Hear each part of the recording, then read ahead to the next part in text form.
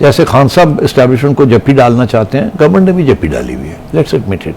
Establishment इतनी powerful है कि यहाँ कोई सियासी जमात इस्टेब्लिशमेंट के बगैर काम नहीं कर सकती।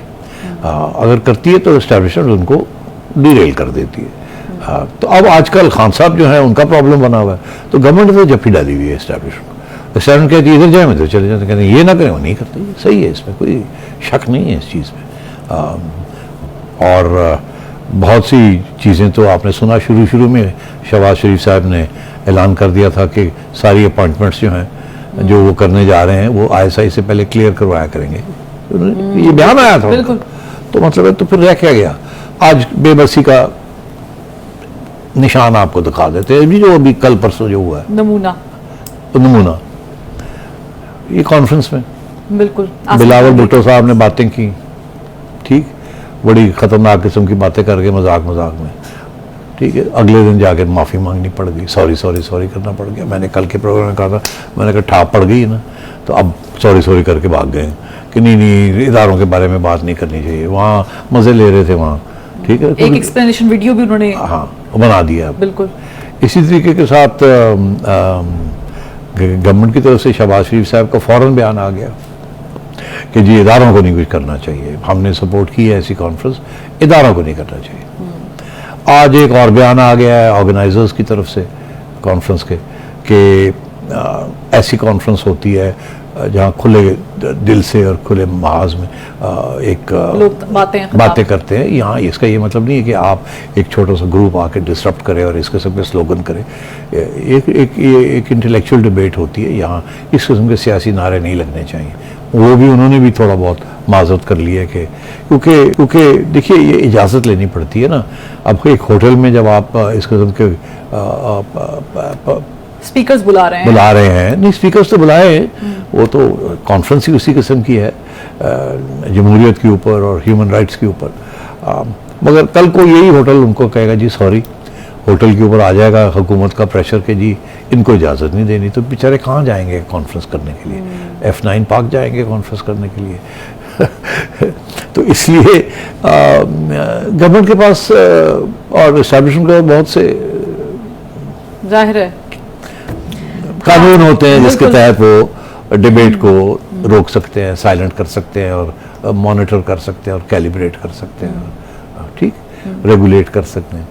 तो अब शहबाज शरीफ साहब से भी आ गया कि जी नहीं करना चाहिए था, बिलावल साहब से भी आ गया कि सॉरी मैंने गलत बात की।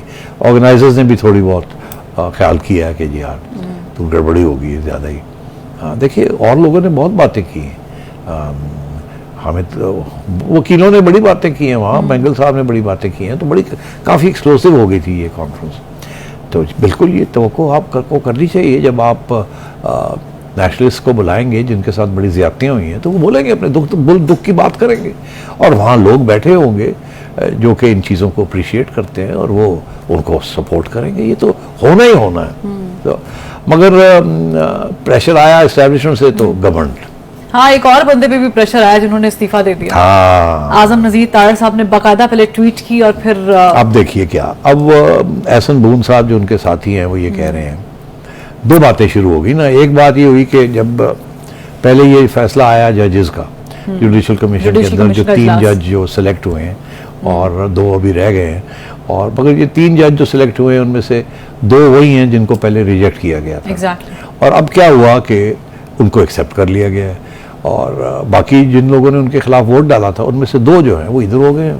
पहले वो इनके खिलाफ थे, अब चीफ जस्टिस के कैंप में चले गए हैं। वो कौन है?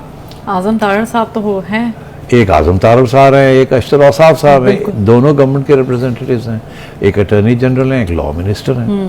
अब पिछली दफ़ा उन्होंने गवर्नमेंट ने उनको कहा था कि आपने रेजिस्ट करना है, तो उन्होंने रेजिस्ट किया। इस दफ़ा गवर्नमेंट को कहीं से कोई प्रेशर आया है और गवर्नमेंट ने उनको कहा कि आप जाएं और चीफ जस्टिस के साथ खड़े हो जाएं, ठीक। और जाहिर है कि वो लोग जो कि पहले इनसे तवक्को कर रहे थे कि ये उनके साथ खड़े होंगे, जस्टिस काजी फायज ईसा और उनका जो ग्रुप है, बिल्कुल ये उनके साथ नहीं खड़े हुए, और ये 2 लोग पहुंच गए वहाँ। और जो अतर मिनुल्लाह साहब है वो तो एक कॉम्प्रोमाइज़ के तौर पे, उसके ऊपर तो सबका ही इत्तेफाक है कि उनको आना चाहिए, तो वो इशू नहीं है। इशू ये है कि जो पहले आपने अपोज किया और आज आप एक्सेप्ट कर लिए, उसके ऊपर जो स्पेकुलेशन ये हो रही है, जो बातें चल रही है, छुपी नहीं रहती ये बात। ये मेरे कहने के साथ ये मतलब नहीं है कि मैंने कोई बहुत तीर मार लिया, ये सारी जगह पे यही बात हो रही है कि क्या वजह है कि गवर्नमेंट जो है वो फ्लिप कर गई है।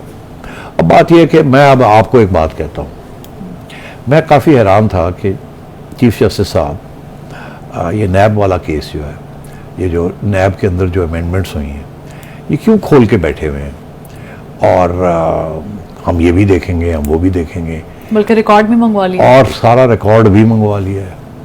ये आज तक, और उनमें से 3 जजेस हैं, एक चीफ जस्टिस साहब हैं, 2 जजेस और हैं, उनमें से एक जज साहब जो हैं वो उनका पहले से पता होता है वो क्या किस किस्म का फैसला देंगे, उनकी पॉइंट ऑफ व्यू बड़ा वाज़ेह है। और दूसरे जज साहब जो हैं वो भी बड़े लिबरल किस्म के जज हैं, उनका भी पता ही होता है कि वो किस किस्म का फैसला देंगे। वो दोनों बरक्स हैं, एक इधर एक इधर। चीफ जस्टिस साहब ने ये बेंच बनाया है जिसमें एक इधर और एक इधर, ताकि लगे बड़ा इंडिपेंडेंट है कि वो भी है और ये भी, और ख़ुद बैठ गए हैं फैसला करने के लिए। और ये नैब का केस खोल लिया। एक जज कह रहे हैं कि हमारा तो बात ही नहीं बनती कि हम ये केस को खोलें। तो पार्लियामेंट का है, उन्होंने बना लिया कानून, जो उनका हक है वो बना सकते हैं, हम कौन होते हैं देखने वाले। दूसरे जज है कि नहीं हम तो देखेंगे, हम ये भी करेंगे, हम वो भी करेंगे, ये होते कौन है ऐसे कानून बनाने वाले। और चीफ जस्टिस साहब बैठे हैं। तो अगर आप गवर्नमेंट में बैठी हों, ठीक, आप गवर्नमेंट के सारे केसेस इस नए कानून के साथ सबके पीछे ख़त्म हो गए हों, विड्रॉ हो गए हों, और वहाँ चीफ जस्टिस साहब बैठे हैं उस कानून की छुट्टी कराने के लिए, तो आप क्या करेंगे? आप क्या करेंगी बताओ ना। मैं फिर जाहिर है जो भी हो रहा है वही होगा ना। हाँ, आप आएंगी और कहेंगी सेठी साहब कि चीफ जस्टिस साहब ने आके छोड़ पा दो, नहीं थी उन्होंने कट्टा खोल देना, सारा कानून जो है साड़ी छुट्टी करा देनी, साढ़े केसेस वापस आ जाने देते, फिर वही फिर मामला खराब हो जाए। तो कॉम्प्रोमाइज हो गई है।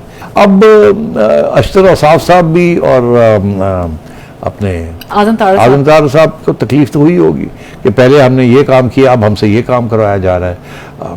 अशतर औसाफ साहब ने तो एक किस्म का रेजिग्नेशन दिया हुआ है, तो उनके लिए तो इतना बड़ा इशू नहीं होगा, मगर तारड़ साहब के लिए इशू इसलिए है क्योंकि बाहर का जो पॉइंट ऑफ व्यू है, एहसन बून साहब और उनके सारे साथी, जिसकी सियासत आज हमेशा आजम तारड़ साहब ने की है। ये कॉन्फ्रेंस भी जो होती है, ये कॉन्फ्रेंस भी जो है, दिस इज इसमें बहुत बड़ा हाथ है बाहर का इसको सपोर्ट में। वो आसिफ जहांगीर साहब के ग्रुप है ना ये, जिसने ये, तो आजम तारड़ साहब के लिए मसला बन गया।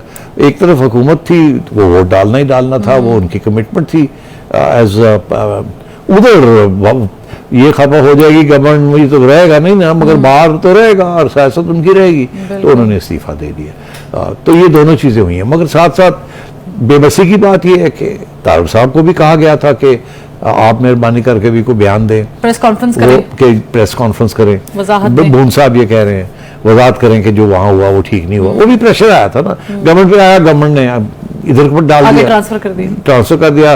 बिलावल भुट्टो साहब ने फौरन सॉरी कर दिया। जरदारी साहब का भी बयान आ गया, तो बिलावल को तो समझ आ गई कि पीओ भी कह रहे हैं, प्राइम मिनिस्टर भी कह रहे, तो करता।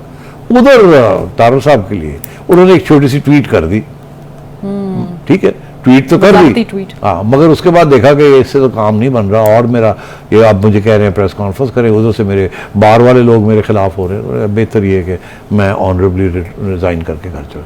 इस किस्म के प्रेशर आते हैं। YouTube पर गूगली न्यूज देखने के लिए youtube.com की सर्च बार में गूगली न्यूज टीवी टाइप करें। गूगली न्यूज के पेज पर सुर्ख रंग के सब्सक्रिप्शन वाले बटन पर क्लिक करना ना भूलिए। YouTube पेज पर अपलोड होने वाली वीडियो से बाखबर रहने के लिए बेल आइकन पर क्लिक कीजिए। आपको हर नई वीडियो के बारे में नोटिफिकेशन मौसूल हो जाएगा।